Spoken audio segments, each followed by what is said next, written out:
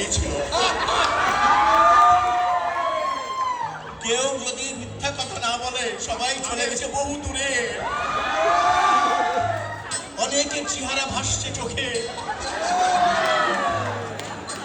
কিছু কিছু হয়তো আবছা হয়ে গেছে। জীবনের প্রথম শাখে যে কোকিল প্রথম ডাকে, হোক সে কুৎসিত কালো, তবু সে জীবনের আলো। তবে পুরানোকে মনে করে বর্তমানকে আবার ঝাপসা করে ফেলেন না। ওটা আজকে বিকেলের মধ্যেই শেষ, বাসায় ফিরে যাবেন আবার নতুনকে নিয়ে। ধন্যবাদ ভাইয়া।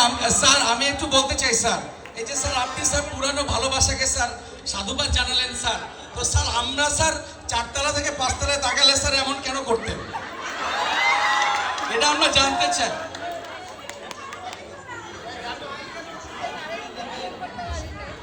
জুনিয়র ল্যাবে কো এডুকেশন ছিল, 6 তলায় ছিল মেয়েদের ক্লাস, আর বাকি সব ফ্লোরে ছিল ছেলেদের ক্লাস।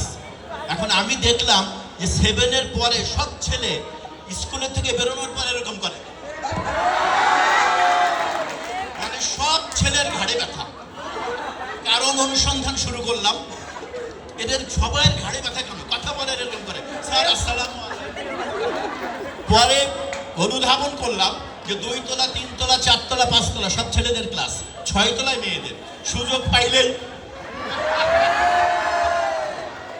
সারাক্ষণ উপরে তাকাইতে তাকাইতে পরে দেখলাম এদের সুস্থ রাখার জন্য শিফট আলাদা করা দরকার। Thank you sir.